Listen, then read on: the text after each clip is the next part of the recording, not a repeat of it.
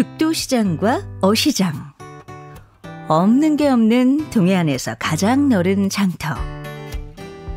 동해안에서 가장 큰 전통시장은 포항에 있는 죽도시장이다. 시장 면적이 14만 8,760제곱킬로미터에 이르고 점포수는 2,500개 정도 된다. 볼거리, 먹을거리가 풍성한 없는 게 없는 넓은 장터다. 모두 25개 구역이 촘촘하게 연결되어 있으며 수산물, 농산물, 첨가물, 죽쇠공품, 한복, 수예, 이불, 주전부리 등 이 세상에 존재할 만한 거의 모든 품목이 진열되어 있다. 포항 사람치고 죽도시장에 한 번이라도 안 가본 사람이 없고 외지인들도 포항에 오면 호기심에라도 한 번은 들르게 된다. 시장은 지역의 역사와 궤적을 함께하며 죽도시장 또한 그렇다. 일제강점기부터 포항의 원도심인 여천동에 시장이 있었으나 한국전쟁 때 시가지가 초토화되면서 사라지고 말았다. 그와는 별개로 1930년대부터 죽도 갈대밭에 좌판이 옹기종기 모인 장터가 형성되어 점점 덩치를 키우다가 한국전쟁 직전에는 지금 죽도시장의 3분의 1 규모가 되었다. 하지만 한국전쟁 때 시장은 거의 불타버렸고 전쟁 후에 복구를 거쳐 1960년대에 구획정리 사업이 전개되었다.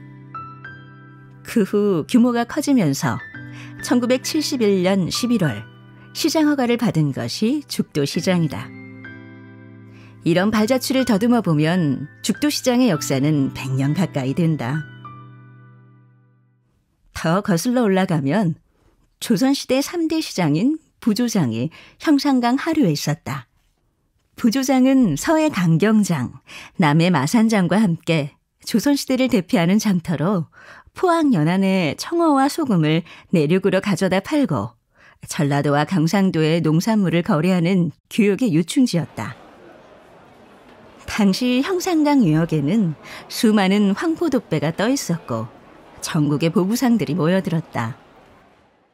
부조장은 20세기 들어 포항과 부산을 연결하는 동해 남부선 철도가 부설되는 등 교통 환경이 급격하게 바뀌면서 역사의 뒤안길로 사라졌다.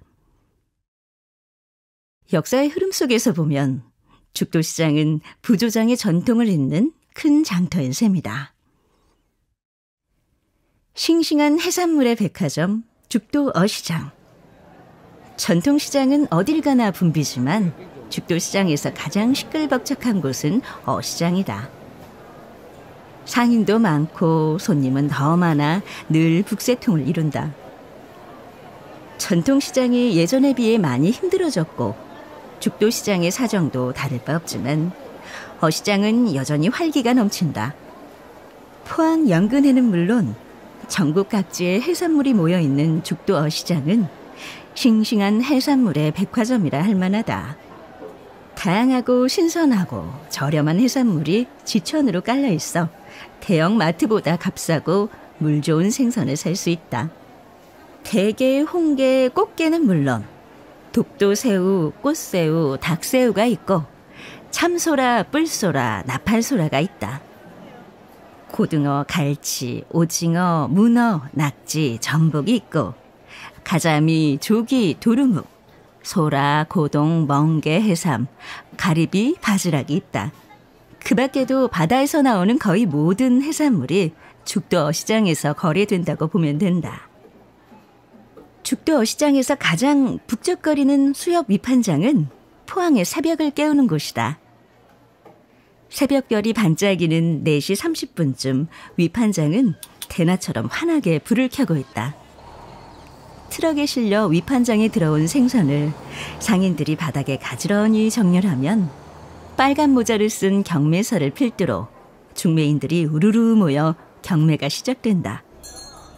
긴장된 분위기 속에 경매사가 구성진 목소리로 이끌어가는 새벽 경매는 죽도 어시장의 진풍경이다.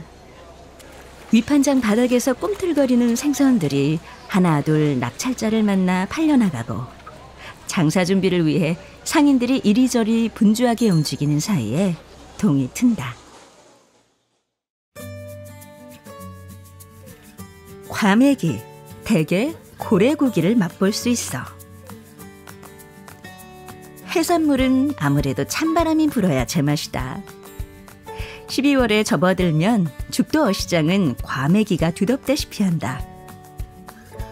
어시장의 모든 점포에서 과메기를 내놓는데 꽁치 과메기가 대부분이지만 과메기의 원조인 청어 과메기도 덜어 볼 수 있다. 속이 꽉 찬 대게도 겨울 어시장의 인기 품목이다. 어시장에 들어서면 수조에 대게가 꽉 차 있고 대게 찌는 수증기가 풀풀 날리는 풍경을 볼 수 있다. 고소하고 담백한 대게 맛을 잊지 못하는 사람들이 어시장을 계속 찾아온다. 대게의 주산지는 구룡포이며 죽도 어시장의 대게도 대부분 구룡포에서 온다. 사계절 내내 대게를 팔지만 대게의 제철인 겨울에 제맛을 맛볼 수 있다. 죽도 어시장에는 고래고기를 전문으로 파는 점포가 있다. 한자리에서 수십 년간 고래 수육과 육회를 팔아온 곳이다. 고기도 먹어본 사람이 잘 먹는다고 고래고기 맛을 아는 사람은 따로 있다. 흔히 고래고기는 12가지 맛이 난다고 하지만 수십 년 동안 고래고기를 팔아온 분은 50가지 맛이 난다고 말한다. 고래고기는 부위별로 독특한 맛이 있는데 껍질이 두꺼워야 살코기에 기름이 있어 맛이 좋다. 고래고기를 삶을 때 어떤 재료를 넣느냐에 따라 맛이 확연히 달라진다. 이 점포 앞을 지나가다 보면 대낮부터 고래고기를 안주 삼아 술잔을 기울이는 사람들을 볼 수 있는데 이들은 10중 8구 고래고기의 깊은 맛을 아는 단골들이다. 오징어가 금징어가 된 지 꽤 되었다. 싱싱한 오징어 한 마리에 4, 5천 원이니 선뜻 손이 가지 않는다. 포항과 울릉도 쪽의 해양 생태계가 바뀐 데다 중국 어선의 불법 조합이 겹쳐 오징어가 잘 잡히지 않는다. 근래에는 꽁치 어획량도 신통치 않아 꽁치 과메기로 겨울을 나야 하는 사람들을 당혹스럽게 만들기도 했다. 갈수록 심각해지는 어족자원 감소는 어민과 어시장 상인들의 큰 걱정거리다.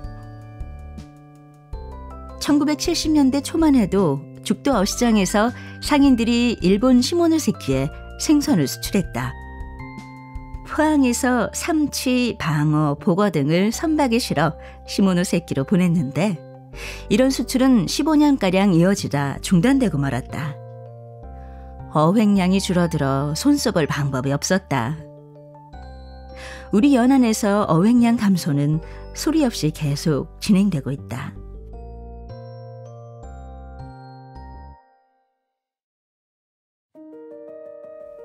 현대적인 시설로 탈바꿈한 죽도시장. 전통시장이 어렵다는 이야기는 오래되었다. 죽도시장은 이를 타개하기 위해 2000년대 들어 아케이드를 설치하는 등 시장 현대화에 많은 공을 들여 이제는 전국 어느 전통시장과 비교하더라도 뒤지지 않는 환경이 되었다. 죽도 어시장에서도 깨끗하고 위생적인 수산물을 제공하기 위해 2015년 7월부터 청정해수 공급시설을 가동하고 있다. 송도 연안수심 6m 지하의 해수를 취수해 여과기로 모래를 씻어낸 다음 2km의 해수 관로를 통해 어시장에 청정해수를 공급하는 것이다. 과거에는 해수 운반 차량으로 바닷물을 공급했는데 해수 관로가 설치되면서 수도꼭지만 틀면 청정해수를 사용할 수 있게 되었다. 죽도 어시장은 도심 한복판에 있다. 동빈내항, 포항운하, 송도 해수욕장, 중앙상가 등 포항의 명소와도 가깝다. 그래서 포항의 명소를 둘러본 관광객은 점심이나 저녁 식사를 어시장 횟집에서 하는 경우가 많다. 주말에는 포항의 명산인 내연산과 운제산을 등반한 후 어시장에서 회를 즐기는 산악회 회원들을 자주 볼 수 있다. 젊은이들이 즐겨 찾는 커피숍과 게스트하우스. 죽도시장을 걷다 보면 구석구석에서 변화가 일어나는 징후를 느낄 수 있다. 그 많던 다방은 거의 찾아보기 힘들고 프랜차이즈 커피숍이 하나둘씩 둥지를 틀고 있다. 시장의 분위기가 한결 젊어지고 있는 것이다. 건어물을 파는 경동시장은 도쉬라는 산뜻한 브랜드를 개발해 다양한 마케팅을 하고 있어 눈길을 끈다. 주단거리에 있는 커피숍 죽도소녀는 젊은 여행객이 주고객이다. 전통시장에 외지의 젊은이들이 찾는 커피숍이 있다는 게 생뚱맞게 들리기도 하지만 커피숍에 가보면 고개를 끄덕이게 된다. 원래 이 자리는 3일 나사라는 양복점이었고 뒤이어 3일 주단이라는 한복점이었는데 2018년에 책과 그림으로 둘러싸인 아늑한 커피숍으로 바뀌면서 사회관계망 서비스에서 화제가 되었다. 여기에서 만나 결혼한 커플이 있는데 신부가 입은 웨딩드레스를 진열해 놓기도 했다. 낡고 오래된 여인숙을 개조한 게스트하우스 오다가다도 빼놓을 수 없다. 사연길에 접어든 대구 여인숙을 감성적으로 개조해 이색적인 숙박 체험을 할 수 있는 공간이다. 이 게스트하우스는 여행객들끼리 자연스럽게 어울리며 여행 체험을 공유할 수 있다는 것이 매력이다. 사람들이 외면하던 여인숙이 하룻밤 묵고 싶은 낭만적인 숙소로 변신한 모습을 오다가다에서 확인할 수 있다. 과거 죽도시장은 아침이면 유료 변소 앞에 긴 줄을 서야 했고 수시로 악다구니판이 벌어졌다. 돌이켜보면 그 살벌한 싸움은 시끌벅적한 장터에서 자기 영역을 지켜내며 식구들을 건사하기 위한 몸부림이 아니었을지. 과거의 살풍경은 사라졌지만 이 풍진 세상을 살아내기 위해 쉴 새 없이 어서 오이소를 외치는 상인들의 목소리가 여전히 눈물겹다.